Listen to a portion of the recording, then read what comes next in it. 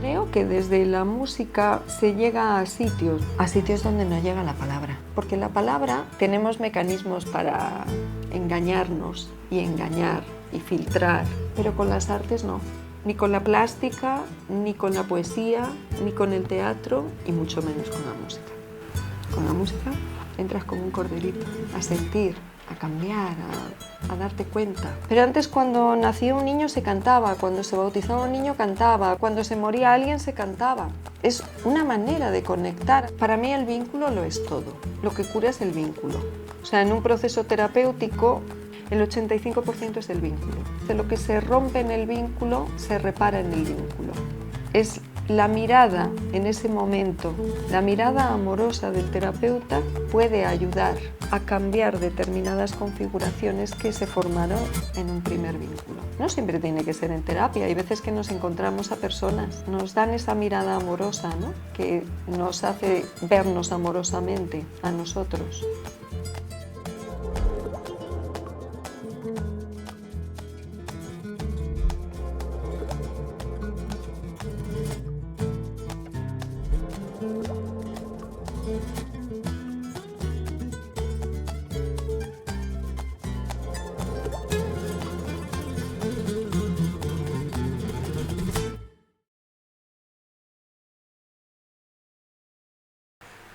¿Qué se siente al tener un hijo? Otra vez voy a llorar.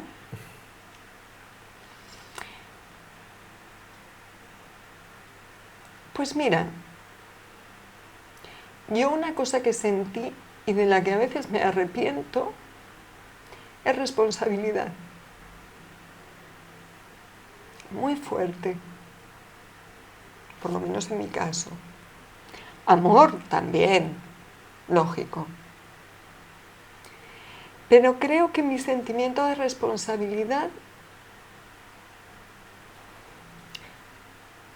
no me dejó disfrutar plenamente esa sensación tan amorosa. Antes te decía, es verdad que yo me crié en una familia amorosa, pero también había mucho ajuste, había mucha responsabilidad, que seguramente es lo que yo luego he repetido, a mi manera, ¿no?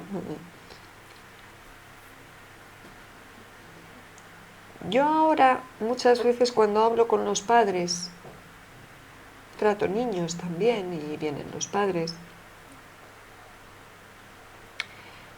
les digo eso, no estéis tan preocupados, no profesionalicéis el maternaje o la parentalidad. Creo que hay que dejarse llevar más. Entonces, por supuesto amor, por supuesto alegría, por supuesto, pero mucha responsabilidad. Mucho peso, ¿no? No lo sentía como peso. No lo sentía como peso. Nunca los he sentido como peso, nunca. Pero sí con una exigencia. Para mí misma y creo que para ellos también. Demasiado. ¡Wow! Lloro más que en mis sesiones, ¿eh?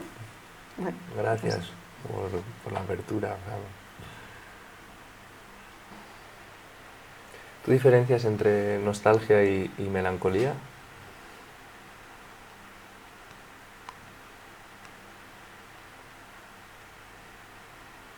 Sí.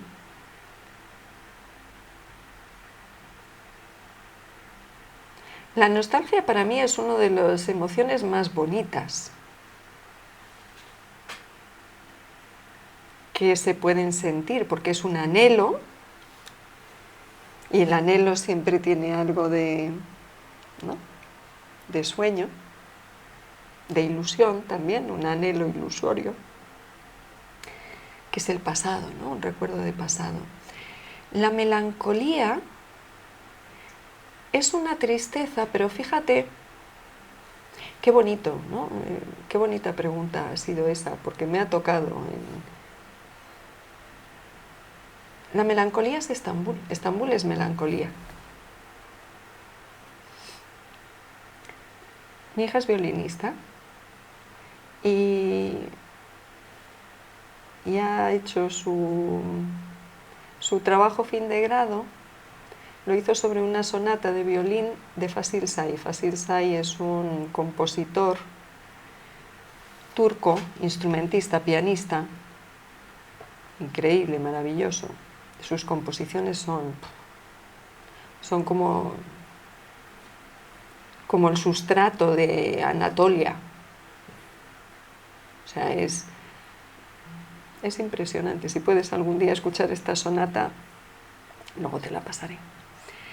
Y cuando me pasó mi hija su trabajo para leerlo, salía la palabra melancolía, porque melancolía es el espíritu de Turquía, es melancolía. Anatolia es melancolía. Estambul es melancolía. Entonces es una tristeza, pero que se agarra aquí y a la vez tiene un sabor. No es desgarrador, es profundo. O sea, en la nostalgia hay ese impulso, ¿no? Es algo... Hay una vuelta al pasado. En la nostalgia yo siento el pasado. Y el pasado, pues bueno, la mente humana tiene la habilidad o la protección de quedarse con lo más bello de los recuerdos. Y además luego los pinta de colores. Los idealiza, los romantiza. Entonces la nostalgia tiene ese punto, ¿no? de romanticismo, de pasado, Es verdad que puede tener esta tristeza de ya no se puede volver, pero puedes entrar y salir. La melancolía se huele, se ve. La nostalgia puede tener como brillo. La melancolía es gris plomizo, como el Bósforo en invierno, como las cúpulas de las mezquitas de Estambul en invierno. Oh, qué hermosa esa imagen que traes. Y cuando vuelves, te tienes que diseñar una... Bueno, estás criando, ¿no? ¿Qué pasa ahí con el arte, no? Porque...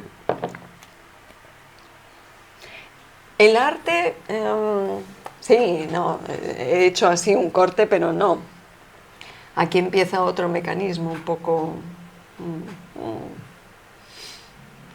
Lo proyecto en mis hijos.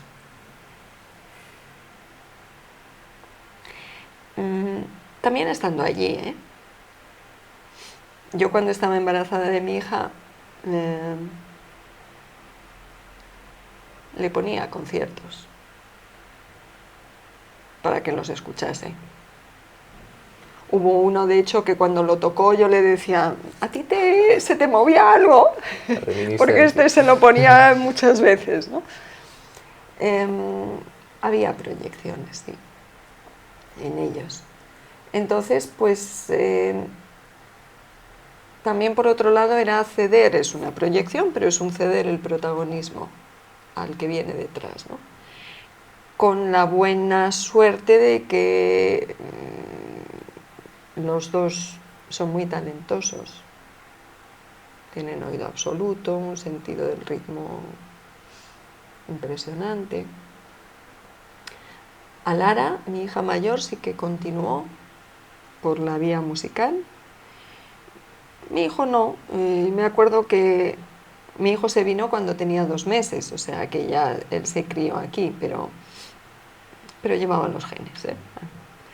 Y cuando lo llevaba a clase de violín, de muy pequeñito, pues él estaba con el violín, pero cuando paraba decía, había una ventana con un árbol ahí, y me acuerdo un día que había llovido, y decía, qué frondosas y brillantes están esas hojas, los gusanos ahí deben ser muy felices. O sea, le estaba pasando, le estaba mirando las hojas esas que estaban ahí mojadas y verdes y brillantes, imaginándose ahí un gusano haciendo un festín.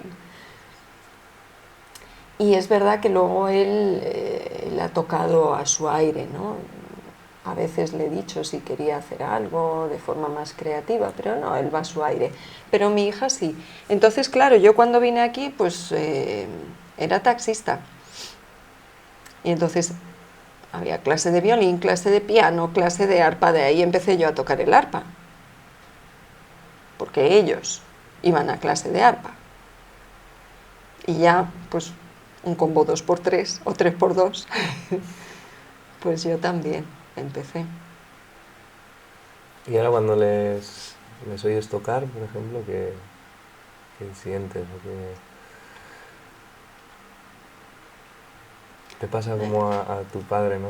Que decías que cuando te veía decías, no, esa es mi hija. Sí, sí, sí, con mi hija me pasa, ¿no? Ahora ya no tanto, cuando era más pequeña sí, ahora ya nos hemos normalizado, pero es verdad que también el punto este que te decía antes de la responsabilidad, de la exigencia, pues a veces ha sido... los músicos en general son muy autoexigentes. Los músicos de conservatorio ya ni te cuento. O sea, yo en el máster he tenido muchos alumnos que venían de conservatorio y me vienen un poco taraditos. Hay mucha exigencia en la música clásica. Es o todo o nada, o es perfecto, o si no es perfecto, es una mierda, no vale nada. Entonces eso a veces genera mucho sufrimiento. Y yo sé que ella ha sufrido. Ella ahora está bien, está tocando bien, pero yo sé que ha sufrido mucho, entonces a mí eso también me ha pasado cierta factura en el sentido de, claro, que estoy súper orgullosa, ¿no? Pero... y me gusta mucho escucharla y me invita a los conciertos, pero a veces me viene la imagen de la exigencia también. ¿Hasta qué punto hay que exigirse, no? Porque... Muy poco, eso ya poco. te lo digo ahora, pero claro, ahora tengo 58 años. Creo que está bien crecer, está bien moverse, está bien curiosear, está bien ser curioso, está bien sorprenderse, está bien ser responsable, no te voy a decir que sea... Pero la exigencia, como exigencia, si la vives como exigencia, no. Si la vives como deseo, sí. Deseo, sí. Exigencia, no. Esfuerzo, el mínimo. Y no quiero decir con esto que no hagas las cosas bien. Pero puedes hacer las cosas bien si sale como fuente. ¿Qué es para ti la vocación?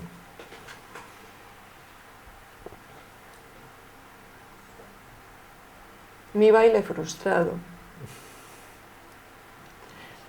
A mí más que vocación, ahora me gusta la palabra deseo. Deseo.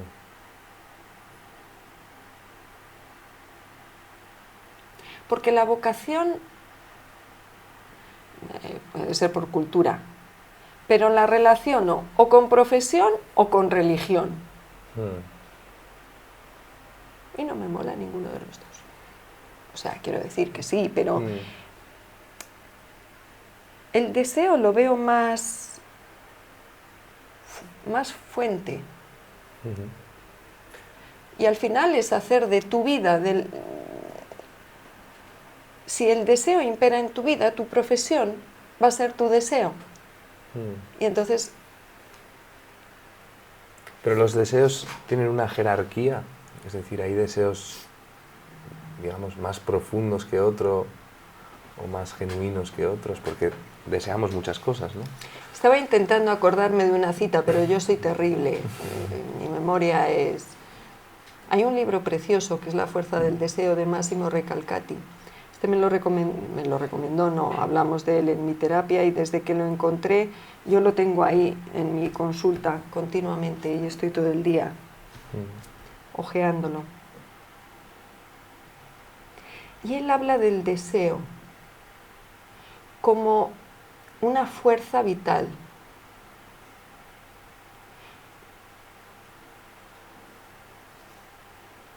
Lo puedes poner, o sea, no es tanto el desear poseer, el desear tener, el desear a una persona, es el deseo de tu camino, un camino propio, ese es el deseo. Además hay una cosa muy bonita que dice, el deseo del uno se nutre del deseo de los otros. Muchas veces deseamos hacer cosas para complacer a otros. Pero en el momento que ese deseo se convierte, es un objetivo propio, un camino propio, ese deseo tiene una fuerza imparable. Y esa fuerza es la importante. Llámalo deseo, llámalo vocación, llámalo... Pero es esa fuerza. ¿Y todos tenemos esa fuerza? Sí, todos la tenemos, lo que pasa es que muchas veces hay muchos ruidos que no nos dejan escucharla. Muchos mandatos. Por eso, a veces se confunde un poco cuando decimos el deseo de uno se nutre del deseo de los otros, pero cuando las voces de los otros acallan nuestro objetivo propio, entonces ya no es deseo, ya es complacencia. ¿Y qué tendría que pasar un poco en la educación para que aprendamos, ¿no? Y que las nuevas generaciones puedan escuchar esta voz? ¿Eso cómo se trabaja o cómo se puede...? Conciencia. Yo tengo pacientes, mi propia hija muchas veces lo ha dicho, todo el mundo debería hacer un proceso terapéutico. Se debería dar como una asignatura en los colegios, el autoconocimiento, para poder vislumbrar, porque vislumbrar es muy difícil a veces poder distinguir lo que son mandatos de lo que son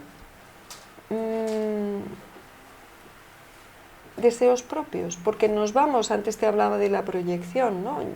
Yo como madre a lo mejor quiero reparar mi arte frustrado.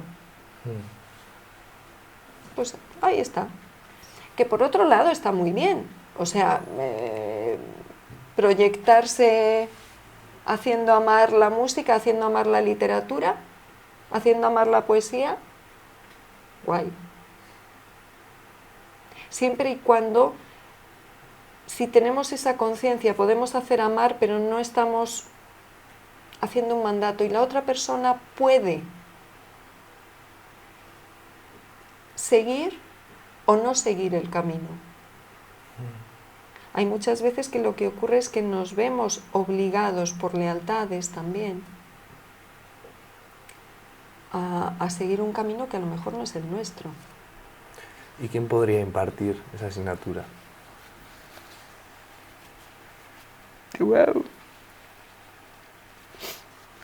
Lo primero que se me ha venido es un psicólogo, pero...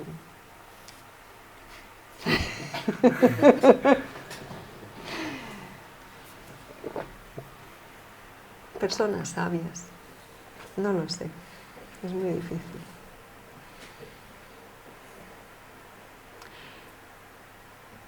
A lo mejor no hay que impartirla como asignatura. No sé, sería complicado porque fíjate que el mundo emocional ha estado muy abandonado durante mucho tiempo. Y ya hace bastantes años que en los colegios, hasta en las guarderías, se hablaba mucho de la inteligencia emocional, tanto que a mí a veces decía, mira, si alguien vuelve a decir lo de inteligencia emocional, a mí es que ya se me ponen...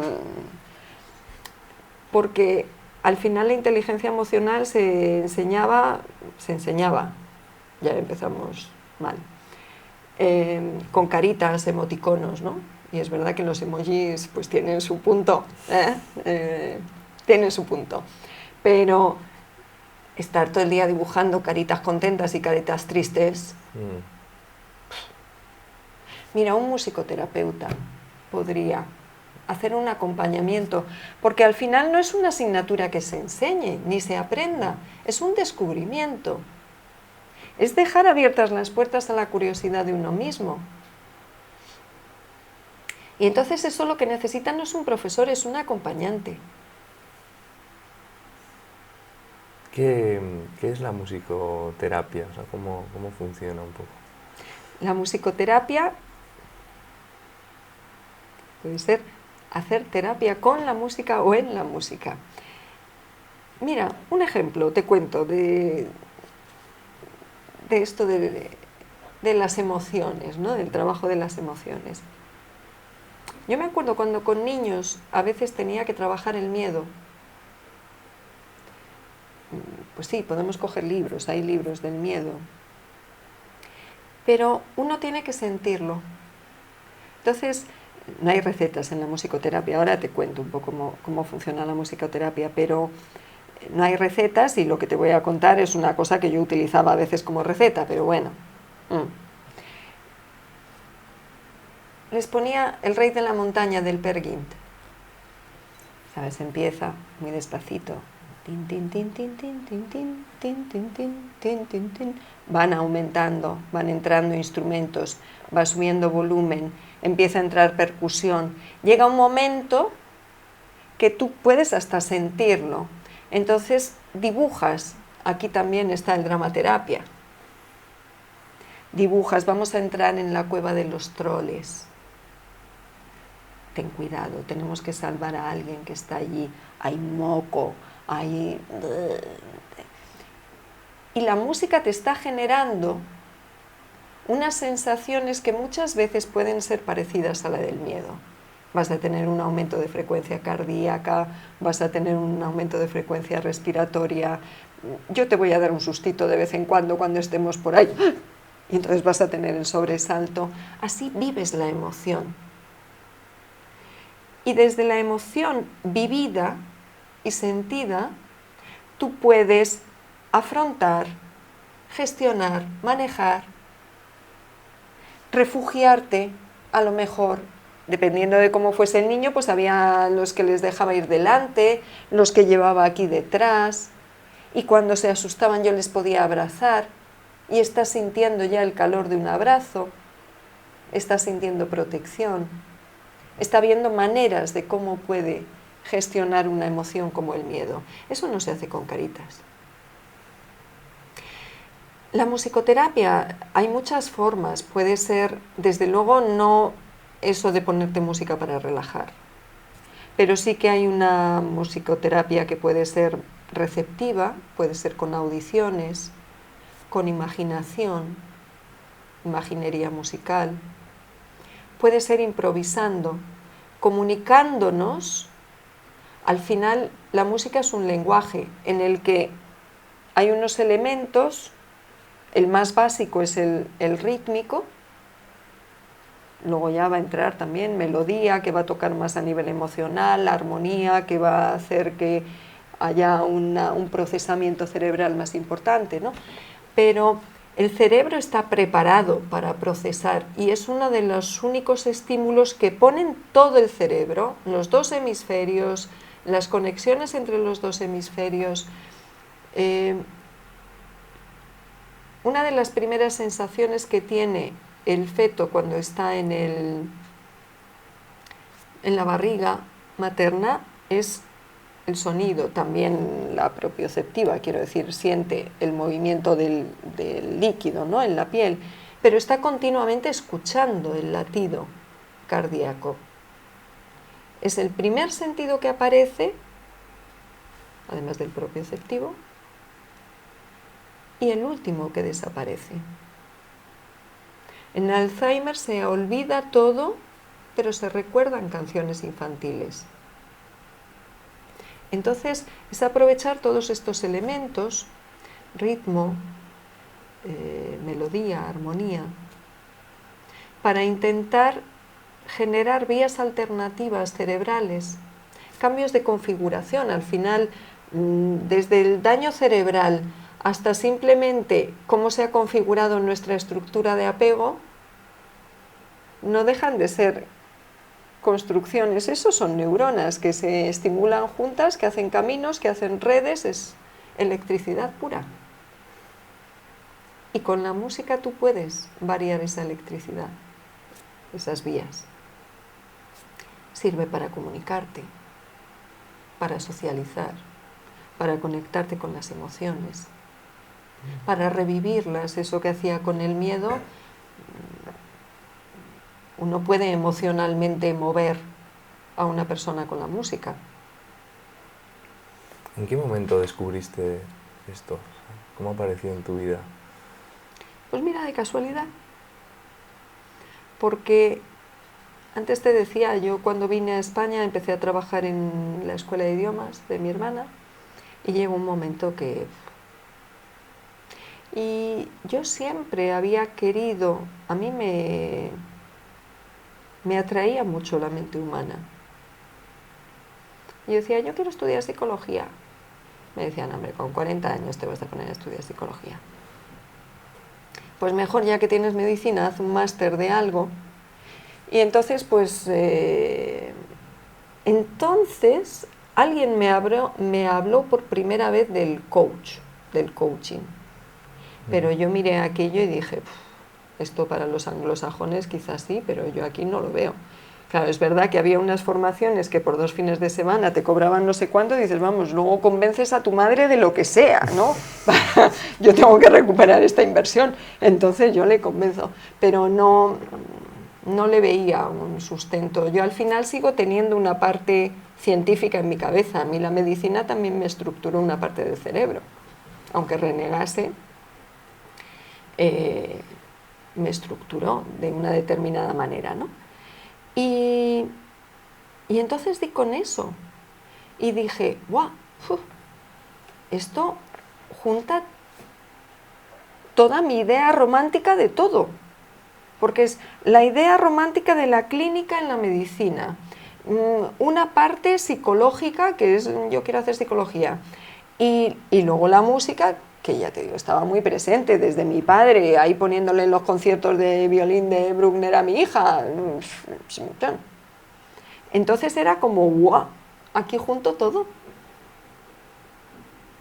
Y así fue. También empecé psicología. Para los que decían, con 40 años vas a estudiar psicología. Y creo que desde la música se llega a sitios, vamos, creo, no, tengo la certeza, de que se llega a sitios donde no llega la palabra. Porque la palabra, tenemos mecanismos para engañarnos y engañar y filtrar, pero con las artes no. Ni con la plástica, ni con la poesía, ni con el teatro, y mucho menos con la música. Con la música entras como un corderito, a sentir, a cambiar, a darte cuenta. Hoy en día vemos casi todo el mundo, ¿no?, va a algún tipo de concierto. ¿Qué papel juega la música en el ritual colectivo, ¿no? ¿Qué sucede ahí? Básica. Es lo que te decía, es una forma de socializar. Siempre los grandes eventos humanos, dices, ahora está todo, es verdad, vamos a conciertos, pero está como delimitado, ¿no?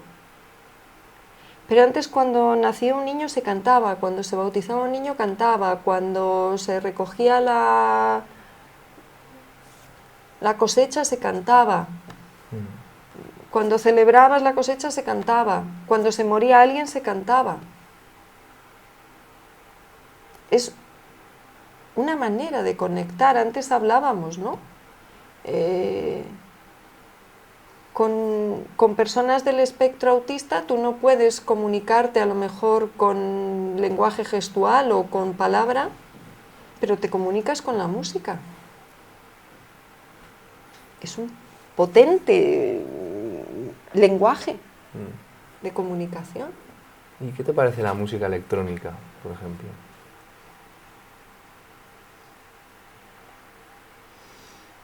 Pues serán nuevas formas. Bueno, piensa que yo vengo de los años 80, ahí teníamos las maniobras orquestales en la oscuridad, ¿no? Ahí empieza la electrónica. Bueno, ya no me preguntes por el reggaetón y esas cosas, a mí no me gusta, pero no puedo juzgar nada. A Bach lo ponía en verde. A lo mejor en su tiempo, bueno, sí, también, pero luego más tarde, más, ¿no? Bueno, es otra forma. ¿Y cómo nos ayuda la música a vincularnos, ¿no? Te lo pregunto tanto en el caso de la terapia, ¿no? ¿Cómo es ese vínculo? ¿Cómo vives tú el vínculo, por ejemplo, con la persona con la que estás acompañando? Ahí se genera algo durante Sí. Lo que es en terapia, vamos a ver, desde la música, creo que todos tenemos la experiencia de cuando estamos en un concierto, en una fiesta, la música nos une. El vínculo al final es un lazo, es algo que ata, que une, y la música nos une. En los adolescentes es clarísimo, ¿no? Cuando empiezan a buscar su propia identidad, una de las marcas significativas donde más se agarran es la música y la forma de vestir. Entonces, ahí empiezan a diferenciarse unos de otros según el tipo de música que escuchan, ¿no? Entonces, la música une o separa, pero intergrupos, ¿no? Pero une. En cuanto al vínculo, para mí el vínculo lo es todo. Uno de los mejores psicoterapeutas de la historia, Irving Yalom, decía, lo que cura es el vínculo. O sea, en un proceso terapéutico, la técnica, incluida la música, ¿vale? Medios proyectivos, el modelo, que si cognitivo-conductual, que si hago caja de arena, que si hago música, que si hago MDR, que puede haber 1000 técnicas, 1000 cosas y funcionan bien, pero es un 15% de la terapia. El 85% es el vínculo. Porque todo, antes te decía lo de los núcleos, ¿no? Todo se genera en las primeras miradas, en las primeras interacciones. Al final somos seres sociales. Lo que nos une a otros es ese vínculo social, esa interacción social. Y eso se aprende en el vínculo de apego. Tu vínculo de apego va a determinar cómo va a ser tu forma de relacionarte de adulto. Entonces, hay veces que hay vínculos que se han establecido de aquella manera, por lo que sea, ¿no? Y hay otra cosa muy bonita que dice, lo que se rompe en el vínculo, se repara en el vínculo. Entonces, es la mirada en ese momento, la mirada amorosa del terapeuta, la que puede ayudar a la persona a cambiar determinadas configuraciones que se formaron en un primer vínculo. No siempre tiene que ser en terapia, hay veces que nos encontramos a personas que nos dan esa mirada amorosa, ¿no? Que nos hace vernos amorosamente a nosotros. Pero es verdad que la terapia pues es un sitio donde eso se puede hacer. Porque siempre puede haber, igual que con papá y mamá, ¿no? Hay otros factores, hay necesidades, hay las propias estructuras de la persona. En terapia, bueno, pues te preocupas para que eso, no te voy a decir que no contamine, siempre hay necesidades del terapeuta, motivaciones propias del terapeuta, pero bueno, nos las miramos también, o procuramos. ¿Te verías haciendo terapia hasta el día que te mueras? No. Hay gente que dice que sí, ¿eh? Yo no. Yo me veo cuidando el jardín, pintando. Cuando era jovencita, no, cuando ya era mayor, ¿no? Pero en mi segunda juventud, yo decía, cuando me jubile voy a tocar la viola de gamba.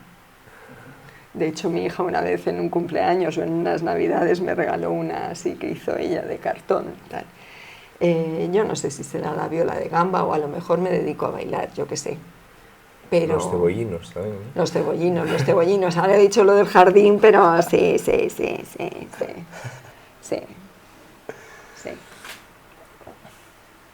No, yo creo que no. ¿Te gustaría que cantaran ese día? ¿El día que me muera? El día que me muera, yo tenía una pieza, más que cantar, fíjate, yo siempre me he imaginado, ¿no? Los violines. Mi pieza era el cuarteto de cuerdas de Barber. Y me acuerdo cuando estuve 7 años trabajando en una escuela infantil y el cocinero era majísimo. Entonces, cuando ya no podías más, yo me iba a tomar un café con él y sabía un montón de música, estábamos siempre compartiendo, hay músicas. Y él cantaba en un coro. Y una vez se lo dije y me dijo, no te preocupes, no te faltará esa pieza. Y fíjate, luego alguna vez que he ido de visita decía, me sigo acordando de cuál es la pieza. Sí, no sé si cantada, tocada, pero sí, claro que tiene que haber música en mi funeral, hombre, claro. Sí. Pues Lidia, gracias por esta pieza que nos has regalado esta tarde. Gracias a vosotros. Fíjate, con toda la emoción. Muchas gracias. Gracias.